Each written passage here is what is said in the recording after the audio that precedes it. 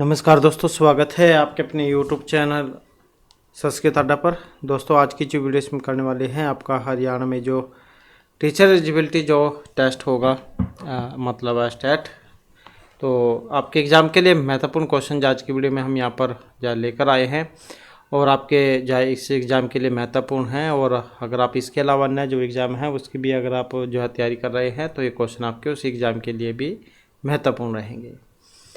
तो जिसमें हमारा यहाँ पर पहला क्वेश्चन है, क्वेश्चन जो आ जाता है अभवत से। अभवत रूप है यहाँ पर अब किस में बना है, अभवत जो है इसमें भू धातु है और ये जो रूप बना है ये लंग लकार प्रथम पुरुष एकवचन में, लुंग लकार में, लंग मध्यम पुरुष में या लुंग मध्यम पुरुष में किस में बना है ये। और इसको अगर हम देखते हैं तो हमारा सी आंसर जो ऑप्शन 1 वाला है, तो लंग लकार में बनते हैं इसके प्रथम पुरुष और एकवचन में। अब यहाँ पर क्या है, बहुत सारे उलझ भी जाते हैं। जैसे कि देख सकते हैं यहाँ पर ता के नीचे हलंत है, अगर ये बिना हलंत वाला हो ऐसे तो फिर ये मध्यम में चला जाता है। तो इस कारण से यहाँ पर जो ये हलंत जो होता है वो एकवचन में होता है। तो लंग लकार प्रथम पुरुष एकवचन का रूप है और लंग लकार में सुर में आ जुड़ जाता है, तो भूतकाल में प्रयोग में आता है, जैसे इंग्लिश में पास्ट टेंस होता है। अगला क्वेश्चन है हमारा मिल संग में। इसका जब हम बनाते हैं लट लकार में, लट लकार अन्य पुरुष एकवचन में रूप जब हम इसका बनाएंगे तो कौन सा बनेगा। मिलती मिलते दोनों नहीं या दोनों ही, मिल संग में का लट लकार अन्य पुरुष एकवचन का रूप, तो जो कि यहाँ पर ऑप्शन ए में है, तो ये वाला बनेगा मिल संग में लट लकार अन्य पुरुष एकवचन में मिलती। पौरवशाला है, अब समास में से है और जब हम इसका विग्रह करेंगे तो कौन से वाला रूप इसका बनेगा, पौरवशाला है। शाला है पूर्वम, पूर्वाशाला यस्य से, पौरवशाला है या पूर्वश्यम शालायाम भव है, तो कौन सा जो है यहाँ पर इसका बनेगा। और इसके यहाँ पर अगर हम सेंसर की बात करें तो ऑप्शन रहेगा हमारा डी वाला, तो पूर्वश्यम शालायाम भव है। तो इसका विग्रह जो आप याद रखिएगा, क्योंकि एग्जाम में जो है इनके विग्रह जो है वो भी पूछे जाते हैं। नेक्स्ट आ जाता है हमारा क्वेश्चन द्वियमनम, ये भी वेरी वेरी इंपॉर्टेंट है। अब यहाँ पर क्या है, ये नदीवाची है, यमुना नदी है जैसे, तो इससे आप याद रख लीजिएगा, क्योंकि बहुत सारे सोच रहे होंगे कि इसमें द्विगु समास है, लेकिन नदीवाची है, नदी बीच से एक सूत्र आता है जिसके कारण इसमें ये समास हुआ है। कौन सा, अविभाव समास, तो जो कि ऑप्शन सी में है। नेक्स्ट आ जाता है हमारा क्वेश्चन पठितवत, यहाँ पर प्रत्यय है इसमें। अब इसमें कतवतु है, वतुप है, कथ है, मतुप है, कौन सा प्रत्यय पठित धातु होगा इसमें। और प्रत्यय की बात करते हैं तो वतुप प्रत्यय इसमें रहेगा, वतुप जो है इसका वत शेष बचेगा, तो पठित वत रूप इसका हो जाएगा। नेक्स्ट है भीतर्यर्थनम हेतु, ये वाला जो सूत्र है इसका भी बताना है। यहाँ पर कारण अपादान संप्रदान कर्म कौन से बना है, तो कारक प्रकरण में से है। ये भी और त्रय, ये वाली जो दो धातुएं हैं ये पंचमी विभक्ति में आती है भैव रक्षार्थ में, तो अपादान कारक पंचमी विभक्ति इसमें हो जाएगी, जैसे कि चौरात विभेति, या तो उसमें भी चला जाता है ये पंचमी तत्पुरुष समास में, चौरभ्यम चौराभ्यम चौरगसी भैंसु, पंचमी तत्पुरुष समास। यहाँ पर कारक का था तो इस कारण से अपादान जहाँ पंचमी विभक्ति। नेक्स्ट आ जाता है हमारा पितरों, इसमें भी समास है, तत्पुरुष है, द्वंद्व, बहुब्री या अव्ययभाव। अब यहाँ पर इसमें देखते हैं तो जो ऑप्शन सी में है, मतलब द्वंद्व समास है। अब द्वंद्व समास जो थे इसके भी 3 भेद थे, इतरेतर, समाहार और एकशेष द्वंद्व समास। तो ये जो एकशेष द्वंद्व समास जो है इसी का उदाहरण है ये पितरों। जब हम इसका विग्रह करते हैं तो कौन सा बनेगा, माता च पिता च। समस्त पद का वचन समास के अंगभूत शब्दों की संख्या के अनुसार होता है। यदि समास में पुल्लिंग व स्त्रीलिंग दोनों प्रकार के शब्द हो तो समस्त पद पुल्लिंग में होगा। तो एक शेष द्वंद्व समास है जिस द्वंद्व समास में दो या दो से अधिक पदों में से केवल एक पद शेष रहेगा तो उसे हम एक शेष द्वंद्व समास कहेंगे। तो ये पितरों जो है ये उसी का उदाहरण है। लौकिक विग्रह क्या बनेगा इसका? माता च पिता च। और अलौकिक विग्रह मातृसो पितृसो। नेक्स्ट क्वेश्चन है हमारा कामी शब्दाम पश्यति। सूक्ति है। अब ये दुष्यंत शकुंतला महर्षि कर्णव्य दुर्वासा ऋषि किनकी थी? कामी शब्दाम पश्यति। कामी व्यक्ति जो होता है, काम पीड़ित व्यक्ति, वो जब सभी जगह अपना मतलब देखता रहता है कि कहाँ से उसका मतलब पूरा होगा। उसे अच्छे बुरे का ज्ञान नहीं रहता है जब वो काम पीड़ित हो जाता है। तो सूक्ति आई थी ये विज्ञान शकुंतलम में से। कई बार तो ऑप्शन से भी पता लग जाता है, अगर वैसे नहीं पता लगता है तो उसमें से थी ये। और राजा दुष्यंत जावना ने कही थी बात ये कि कामी व्यक्ति अपनी ही बात देखता है। तो द्वितीय जो अंक है इसमें से ली गई है।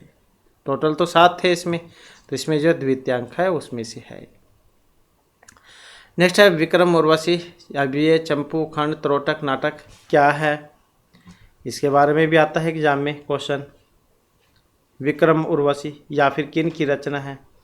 तो महर्षि कालिदास ने जो 3 नाटक लिखे थे तो ये उसी में से है। मालविकाग्निमित्रम, विक्रम उर्वशी, अभिज्ञान शकुंतलम, ये 3 थे इनके।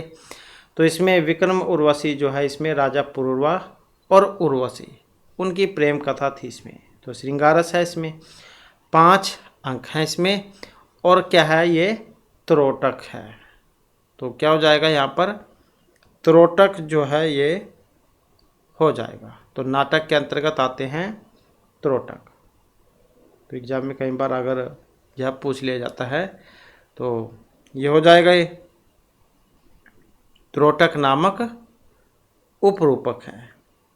तो उर्वशी और उनकी जो है प्रेम कथा इसमें दिखलाई गई थी। तो इस प्रकार से जो है इसमें ऑप्शन डी जो हमारा सही आंसर हो जाएगा। अगला क्वेश्चन है मेघदूत से। मेघदूत जो किस प्रकार की रचना थी ये? महाकाव्य, खंड काव्य, उपन्यास या चंपू काव्य?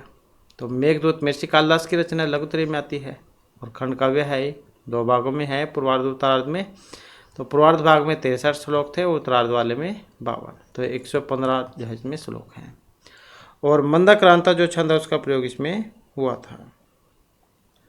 नेक्स्ट है मम्मट के अनुसार काव्य प्रयोजन नहीं है। प्रतिभा, अर्थ, यश या अनिष्ट नाश। काव्य के प्रयोजन कितने थे? तो काव्य के 6 प्रयोजन बतलाए गए थे। कौन कौन से? काव्यम्यस्य, अर्थकृते, व्यवहार विदेश, व्यतिरक्षते, सद्या परिनिवृत्ते, कांता समतियो, उपदेशयुचे। तो इस प्रकार से आप इसमें देख ही सकते हैं कौन से वाला इसमें नहीं है, ये वाला प्रतिभा।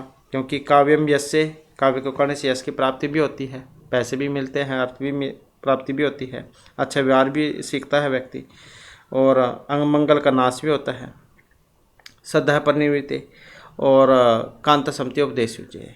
तो इस प्रकार से जो है इसमें ये 6 थे, तो प्रतिभा इसमें नहीं था।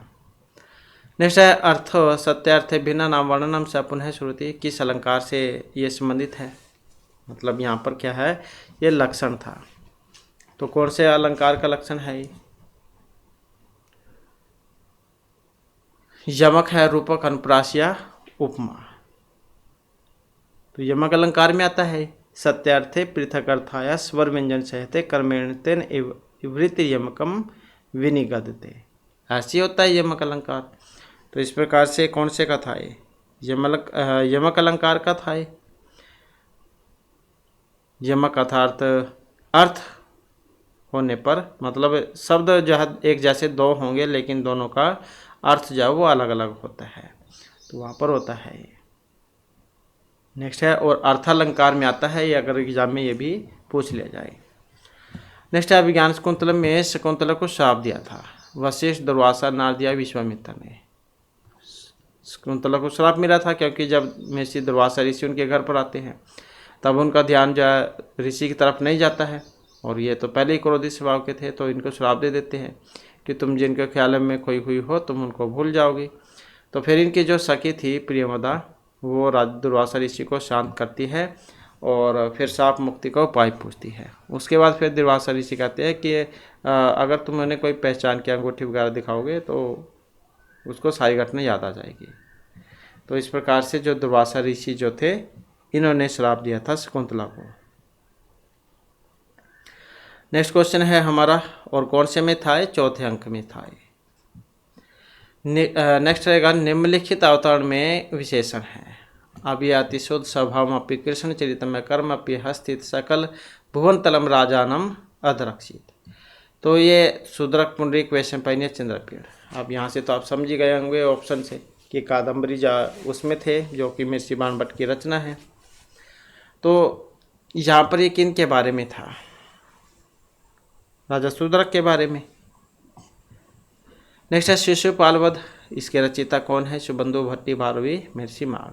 शिशुपाल वध महाकाव्य, एक अकेला ही महाकाव्य लिखा था महर्षि माघ ने, तो जो कि सब पर भारी माना गया है, और 20 जो है ये सर्गों में था।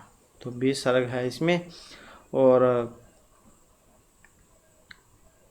रैवतक पर्वत का वर्णन भी हुआ था इसमें। और महाभारत जो उसमें से लिया गया है, ये सभा पर्व में से। एग्जाम में अगर कई बार ये पूछ लिया जाता है। नेक्स्ट क्वेश्चन आ जाता है संख्याकारिका से। अब जो यहाँ पर संख्याकारिका, इसके रचयिता कौन है? कपिल मुनि, गौड़पाद, वाचस्पति मिश्र, ईश्वर कृष्ण। तो संख्याकारिका और सांख्य दर्शन अलग अलग हैं। तो ईश्वर कृष्ण जैन के द्वारा तो रचित है ये सांख्यकारिका, और अगर सांख्य दर्शन आ जाए फिर वो कपिल मुनि का था। नेक्स्ट है, संख्या के निम्नलिखित तत्वों में कौन सा तत्व है? बुद्धि, अहंकार, मन या पुरुष। कौन सा आ जाएगा इसमें? तो इसमें तो ऑप्शन डी वाला, पुरुष। नेक्स्ट है अधातम रूप। अब इसमें दा धातु है।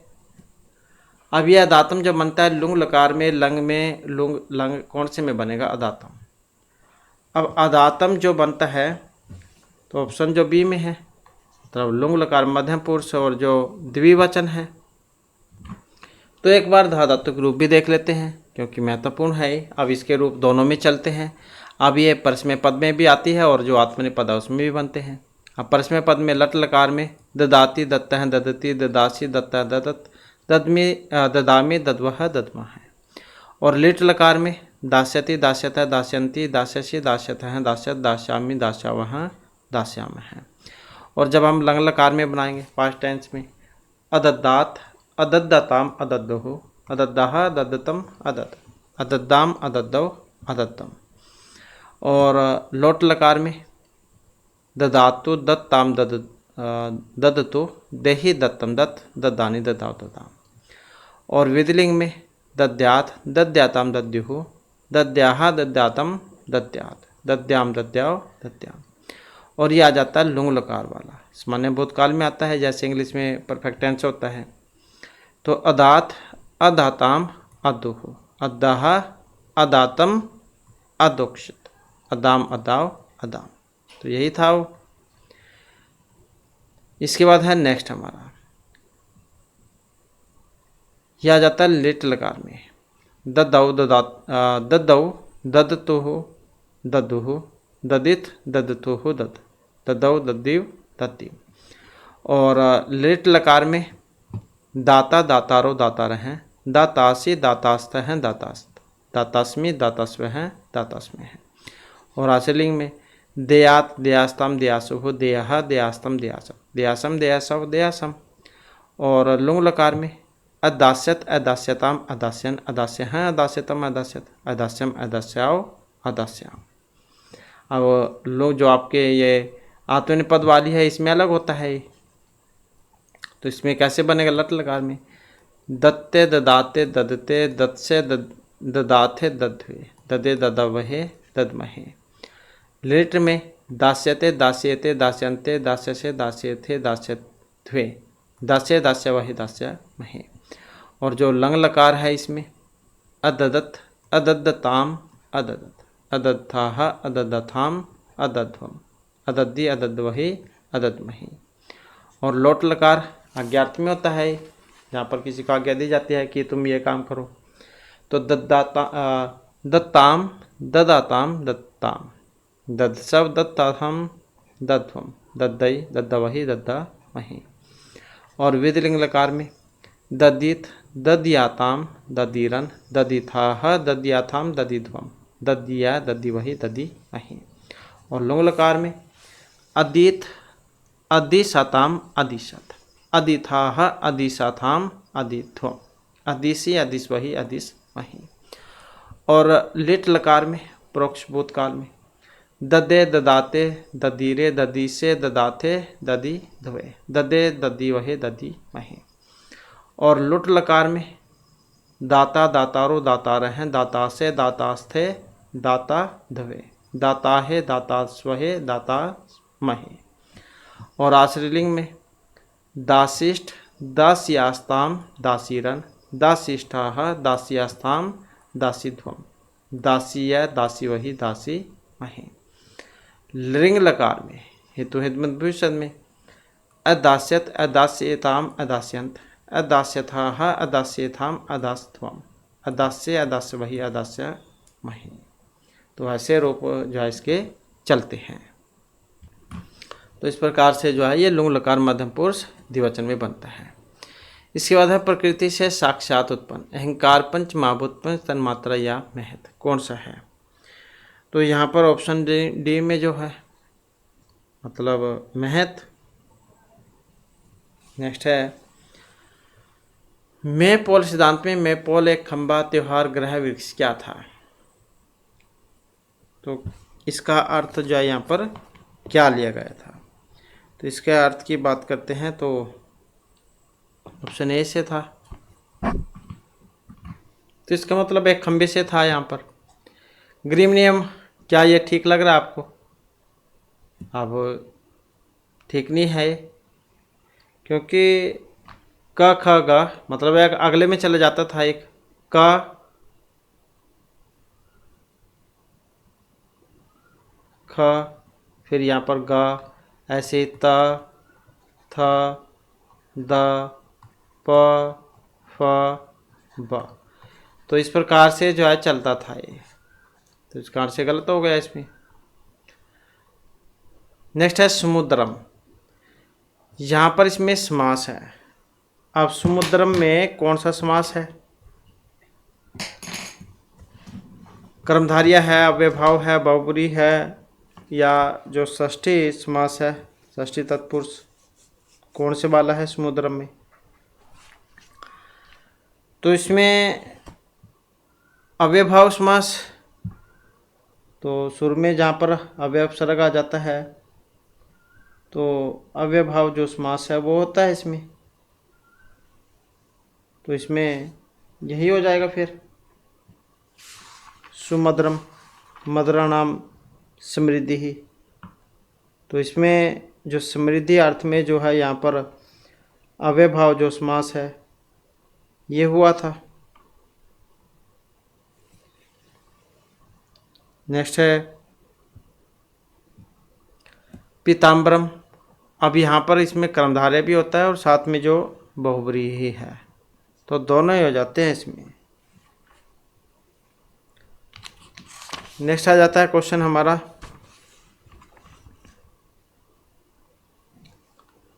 संख्या विमत में कितने तत्व प्रकृति और विकृति हैं? अब ये 3 है, 5 है, 7 है या फिर एकादश है। तो कितने माने गए थे तत्व प्रकृति और विकृति?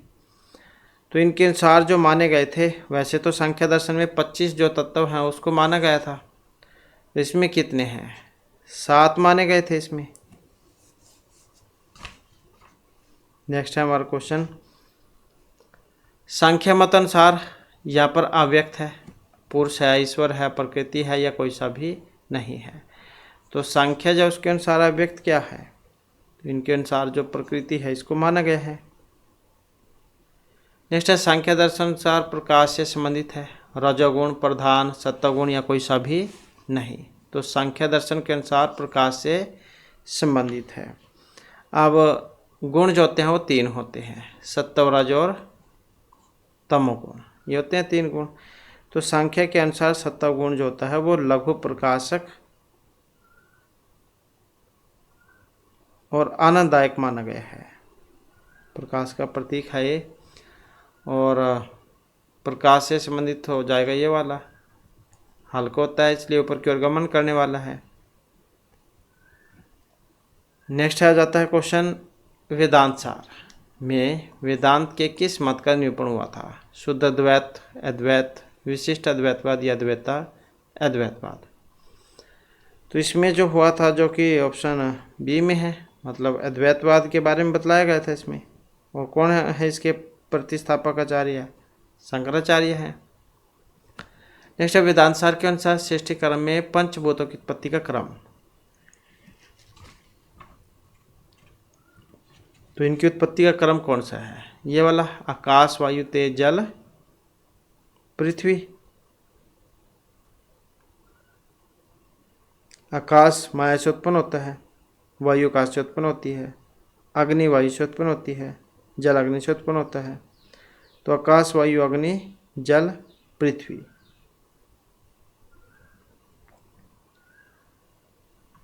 तो सी वाला हो जाएगा इसमें। इसके बाद है सुक्ति। यह जो सुक्ति थी यहाँ पर, ऐसा कृति कोपयंत्र घटी का न्याय पर सकतो विधि है। अब ये किस में से आई थी? अभिज्ञान शकुंतलम, मृच्छकटिका में, सपनवादत्तम या रत्नवली नाटिका में। ऐसा कृति कोपयंत्र घटी का न्याय पर सकता विधि है। तो इसका जो संबंध था ये सपनवादत्तम से उसमें आया था। ये सपनवादत्तम किन की रचना है? महर्षि भास, जो उन्होंने जो ये 13 नाटक लिखे थे, तो उसमें आता है सपनवादत्तम।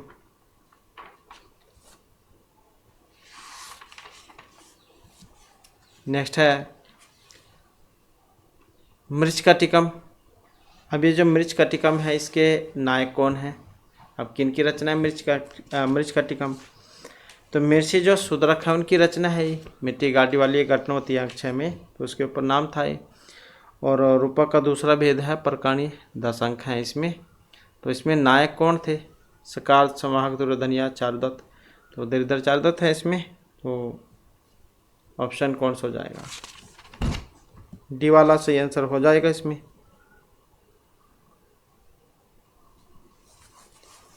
और 10 अंक है इसमें, श्रृंगारस हो जाएगा। चारुदत्त इसके नायक और वसंत सेना नायक हो जाएगी इसमें। प्रसाद गुण, लाटी रीति और कैश की वृत्ति थी इसमें। चारुदत्त थे इसमें, वसंत सेना थी, मैत्रेय जो कि विदूषक है इसमें, आर्यक है, सर्वलेख है, रत्निका, मदनिका, दूता, सकार, पालक। ये सारे पात्र आए थे इसमें।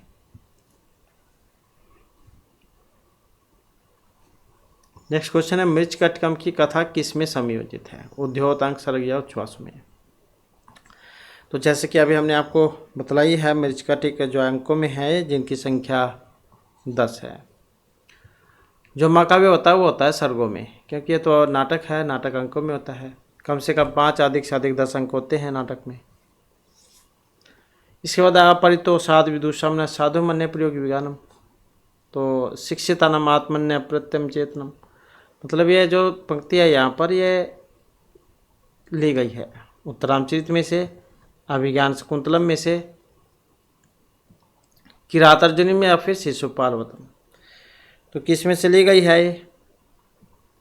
तो इसमें अगर हम देखते हैं तो अभिज्ञान शकुंतलम में से थी ये, जो कि ऑप्शन बी में है कि जब तक विद्वान संतुष्ट न हो जाए तब तक मैं अपने अभिनय कौशल को सफल नहीं समझता हूँ। इस प्रकार की सूक्ति थी ये। सूत्रधार ने नटी से कही थी बात, क्योंकि विशेष रूप से शिक्षितों का विचित अपने विषय में अविश्वास युक्त ही होता है।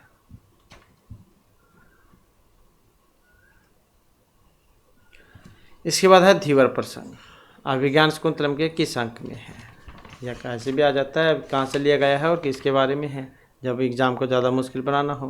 तो अभिज्ञान शकुंतलम में से तो है, ये तो आपको पता लग गया। तो कौन सा सही आंसर होगा इसमें? ऑप्शन सी वाला, मतलब जो षष्ठ अंक है ये था धीवर वृत्तांत वाला। धीवर कौन थे? धीवर का मतलब होता है मल्लाह।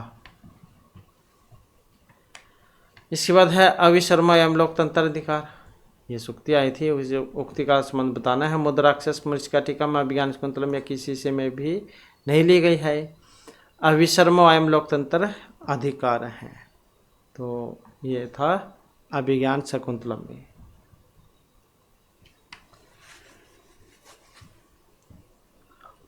क्वेश्चन है यहाँ पर पंचीकरण से। न्याय वेदांत वैशेषिक या संख्या पंचीकरण का निरूपण करता है। कौन करता है इसका निरूपण? तो यही करता है जो कि ऑप्शन बी में है, वेदांत। नेक्स्ट है तत्वमसि, महावाक्य है वह तुम ही हो, तो ब्रह्म वाक्य, महावाक्य, अनुभव वाक्य, आचार्य वाक्य क्या था? तत्वमसि, तो ये एक क्या है? महावाक्य है। इसके बाद है पुतलिका नृत्य से संस्कृत नाटक की उत्पत्ति मानने वाले जो विद्वान हैं, ये कौन है? जैसे पहले गुड्डा गुड़िया को नचाते थे तो वहीं से नाटक बने हैं, उत्पत्ति हुई है, तो ऐसे मानने वाले इनमें से कौन है? डॉक्टर कीथ, पिसेल, कौनो या हर्टल, कौन है? तो इसमें देखते हैं तो जो कि ऑप्शन सी में है, मतलब डॉक्टर जो पिसेल हैं। ओधनम बुन जानो विषम भुंकते, अब इसमें सूत्र लगा था कार्य प्रकरण जो इसमें से है, तभुक्ति अर्थस्य न अनुलक्षण तथा युक्तम चयनिप्सितम या फिर हेतु, तो कौन सा था? क्योंकि कुछ काम तो ऐसे हो जाते हैं जो ना चाहते हुए अपने आप हो जाते हैं। अब जब जैसे आप चावल वगैरह खाओगे तो उसमें जो जहर है वो अपने आप ही आपके अंदर चला जाएगा, क्योंकि इसमें मिक्स है। ये जैसे आप कहीं गाँव को जा रहे हैं तो आपके जो पाँव है वो धरती पर जरूर लगेंगे, तो जो आपका घास वगैरह है उससे स्पर्श करेंगे। तो इस प्रकार का इसमें एक जो है ये सूत्र आता है तथा युक्तम च अनिप्सितम, जो कि ऑप्शन बी में यहाँ पर दिया गया है। और द्वितीय जो विभक्ति है उसमें आता है ये वाला, तो ऑप्शन बी वाला इसमें हमारा आंसर यहाँ पर हो जाएगा कि कुछ पदार्थ ऐसे भी हैं जो कि कर्ता के द्वारा अनिप्सित होते हुए भी इप्सित की तरह क्रिया से संबंध रहते हैं, तो उनकी भी कर्म संज्ञा होती है। ओदनम पुंजानो विषम भुंकते। इसके बाद हरिम अभिवर्तते, हरिम में द्वितीय भक्ति है। कर्म तब अनभिहित तत्वम अभि का प्रयोग या इप्सितम में हरिम अभिवर्तते, तो इसका कारण कौन सा है? इसका कारण है ऑप्शन सी वाला, अभि वाला। ये जो अभि है इस कारण से, जहाँ पर शुरू में अवयव सर्ग आ जाता है उसमें द्वितीय भक्ति होती है हमेशा। अभिनिवेशस है जैसे,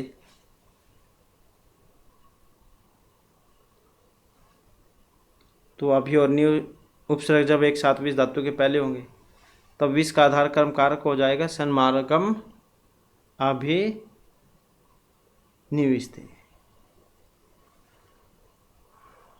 नेक्स्ट है सह के योग में विभक्ति होती है।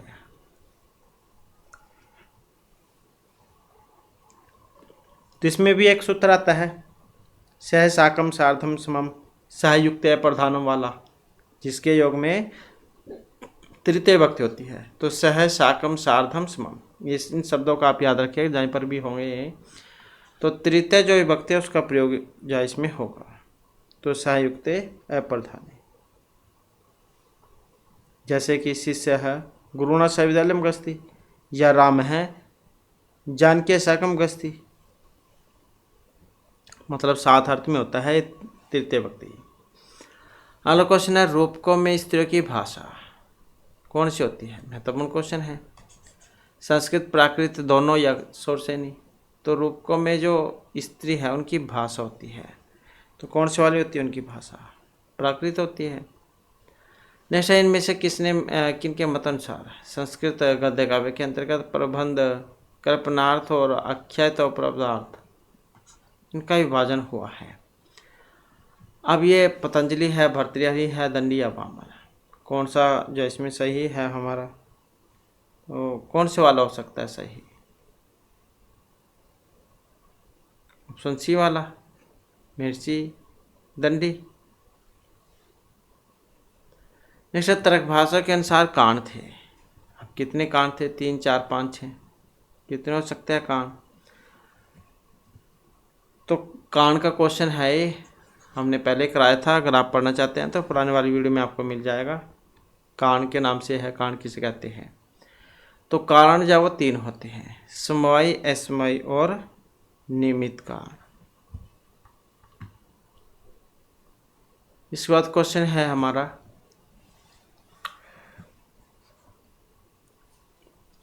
ध्वनि परिवर्तन तो जीवा आवर्तन है, इनके बारे में आपका मत सही है, गलत है, सर्वथा संबंधित है या एकांकी है। तो क्या है, तो इसका जो संबंध था ये था एकांकी से। ध्वनि परिवर्तन का अभ्यंतर कान, अनुकरण की अपूर्णता को होना, भाषाओं का प्रभाव, काल प्रभाव या सदृशता होना। अब ध्वनि परिवर्तन के भी कान है, तो कौन से वाला कान है यहाँ पर, तो इसमें जो है ऑप्शन डी वाला है, मतलब समय के कान है, काल के कान। तो हम अपने आप ही समय के प्रभाव के कारण से छोटा या बड़ा कर देते हैं किसी शब्द को। इसके बाद क्या ध्वनि परिवर्तन के लिए वर्नर ने ग्रीम नियम में सुधार किया था? हाँ, नहीं, दोनों का संबंध नहीं है या कुछ भी सही नहीं है। तो क्या ध्वनि परिवर्तन के लिए वर्नर ने ग्रीम नियम में सुधार में नियम जो है इसमें सुधार कुछ किया था? तो जो कि ऑप्शन ए में है, मतलब जो इसमें किया गया था ये। अगला क्वेश्चन है, रुधिर आवरण का जब हम लट लकार में रूप बनाएंगे। अब ये रुद्र धातु है और हटाने रोकने अर्थ में होती है ये। तो इसका अन्य पुरुष एक वचन का रूप कौन सा बनेगा? ऋण दे, दोनों नहीं या फिर दोनों ही। रुधिर आवरण है, तो इसका जब हम रूप बनाएंगे तो ऑप्शन ए वाला बन जाएगा, अर्थात ऋण दे जो है ये वाला इसका रूप बनेगा। तो रुद्र धातु है यहाँ पर, ये रोकने अर्थ में होती है ये। तो रुधिर आवरण का लट लकार अन्य पुरुष और एक वचन, तो इसका जब हम रूप बनाएंगे तो कौन सा बनेगा? ये वाला हो जाएगा इसमें, ऋण थी। नेक्स्ट है, कर्ता का ईप्सित कारक कहलाता है। अब क्या कहलाएगा कर्ता का ईप्सित? तो ये कर्म है, करण है, संप्रदान या पदान। क्या होता है कर्ता का ईप्सित कारक? तो यही होगा ऑप्शन 1 वाला, कर्म, कर्तुरीप्सितम कर्म। ये वाला सूत्र है जो कि कर्म संज्ञा करता है, कर्म ने द्वितीय से द्वितीय होती है। तो कर्ता अपनी क्रिया के द्वारा जिसे सर्वाधिक चाहता है तो उस कारक की कर्म संज्ञा होती है। तो कर्ता का इष्टतम अत्यधिक चाहने वाला कारक कर्म होगा। नेक्स्ट आ जाता है हमारा क्वेश्चन दा धातु से। दा धातु में जब हम यत प्रत्यय लगाएंगे तो कौन से वाला इसका जो रूप है वो बनेगा? दा का। तो इसमें जो है ये ऑप्शन सी वाला हो जाएगा, दा और यत होने पर देयम, ये वाला रूप इसका बनेगा। ऐसे पच में कत होने पर कौन सा रूप बनेगा? पचीता है, पकवा है, पकता है, पचता है। और जैसा नाम है इसी प्रकार से एक इसमें सूत्र भी आता है तो इसमें कत प्रत्यय पच धातु में। अब यहाँ पर क्या है, इसमें का तुलोपी हो जाएगा, ता बचेगा, ता को वाह करने वाला भी सूत्र है, मतलब कौन सा है फिर वो? तो पचा वा एक सूत्र आता है इसमें जो कत के ता को वाह जो है ये कर देगा, पचो वह, कत के ता को वाह हो जाएगा, तो उसके बाद पकवा जो रूप बनता है। इसी प्रकार से शुष्क हैं, क्षाम है, हितम, दत्त हैं, और ये शीर्ण है, छिन्न, भिन्न, जीन है। तो इन सारों में कत जो प्रत्यय है उसका प्रयोग हुआ था। तो इस प्रकार से जो है ऑप्शन सी इसमें सी आंसर हो जाएगा। नेक्स्ट है गणपति। इसमें जब हम अण लगाएंगे तो कौन सा रूप बनेगा? अब ये तदित प्रत्यय जो उसमें आता है, गणपति अन होने पर गणपतम जो रूप है ये बनेगा, जो कि ऑप्शन डी में है। सूत्र भी ऐसे ही है, इन्हीं के नाम पर ही, अश्वपतम गणपतम, अश्वपत्यादिभ्य अण, ये वाला सूत्र है, अण प्रत्यय करता है ये। तो अश्वपतम और गणपतम में। इसके बाद है लावणिक का स्त्रीलिंग होगा, कौन सा बनेगा इसका स्त्रीलिंग? लावण्य की हो जाएगा।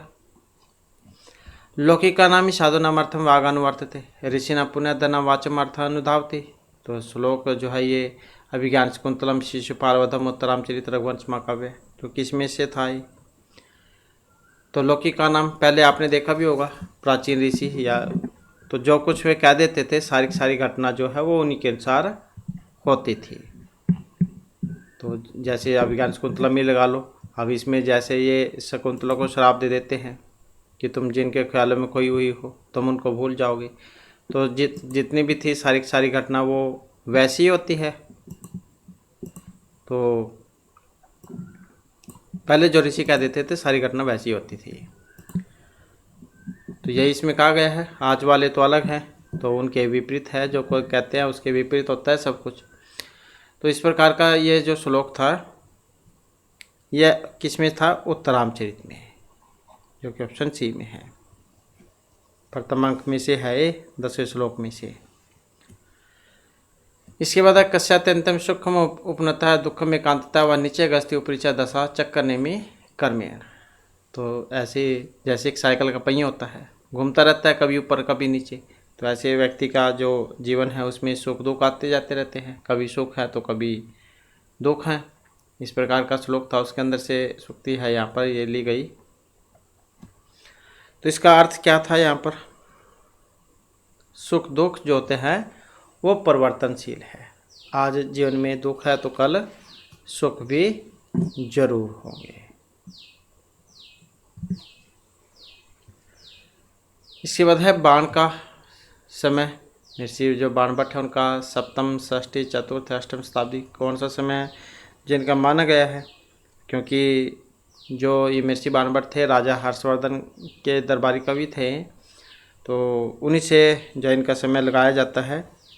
क्योंकि राजा जो हर्षवर्धन थे इनका राज्याभिषेक जो हुआ था वो अक्टूबर 606 में हुआ था और मृत्यु 648 में हुई थी। तो इस प्रकार से जो इनका जो समय है वो 7वीं शताब्दी का जो पूर्वार्ध है उसको माना जाता है। नेक्स्ट है तद दोषो शब्दार्थों से गण अलंकृति पुनः कवपि। अब यहाँ पर लक्षण थे, अलंकार काव्य गुण दोष या किन के हैं लक्षण, तो ऐसे भी आ जाता है एग्जाम में। तो ये है आचार्य मम्मट के काव्य लक्षण। अब तो इसमें बतलाया गया था काव्य के बारे में। ऐसे शब्द और अर्थ काव्य हैं जो दोष से रहित गुणों से युक्त हो, चाहे अलंकार रहित भी हो। मम्मट के अनुसार काव्य के प्रयोजन 4, 6, 5, 7, जैसे कि अभी क्वेश्चन आया था हमने आपको बतलाया था काव्य, जिसमें काव्य के 6 प्रयोजन बतलाए गए थे। काव्यम्य से अर्थकृत्य व्यवहार विदे श्वेत रक्षते श्रद्धा परिनिवृत्ते कांता समत्यो उपदेश युच्चे। तो इस प्रकार के 6 बतलाए गए थे। अगला क्वेश्चन है अगस्त्य आश्रम में राम के रहने के लिए पर्णकुटी जो बनाई थी वो श्री राम लक्ष्मण अगस्त्य या फिर भगवान शिव किन्होंने बनाई थी?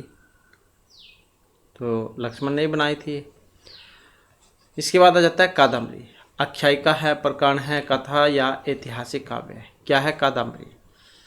तो कादम्बरी महर्षि जो बाणभट्ट है उनकी रचना है और किस में आती है? कथा जो होती है उसके अंतर्गत। इसके बाद अब क्वेश्चन हमारा वाक्यम रसात्मकम काव्यम। ये भी यहाँ पर लक्षण है। अब आचार्य मम्मट विश्वनाथ जगन्नाथ या आनंदवर्धन, तो किन के हैं लक्षण यहाँ पर? ये तो ये जो लक्षण हैं ये आचार्य विश्वनाथ के हैं, जो कि ऑप्शन सी में है। आचार्य मम्मट का भी हमने ऊपर यही है। तदोषव शब्दार्थों से गुणवलंकृति पुनः है कवापि। नेक्स्ट है श्लेष्ठ पदय अनिकार्थाभिधाने श्लेष इष्यते। श्लेष के इस लक्षण के प्रतिपादक है आचार्य विश्वनाथ, रुद्रक, मम्मट या भामह। या फिर आपको एक क्वेश्चन तो ये भी बन जाता है, इसका लक्षण है ये श्लेष अलंकार का, तो इसका संबंध आचार्य विश्वनाथ से। श्लेष अलंकार कहाँ पर होता है? जैसे एक शब्द होगा और उसके अर्थ अलग अलग होंगे। शब्द एक है लेकिन उसके अर्थ अलग अलग है। नेक्स्ट है सदाभि एक मानधना ही मानिनः। ये भी सुक्ति थी यहाँ पर। रामायण नलचंपू शिशुपालवध या कुमार संभव में से सदाभि एक मानधना ही मानिनः। तो शिशुपालवध महाकाव्य में, जो कि महर्षि माघ की रचना है।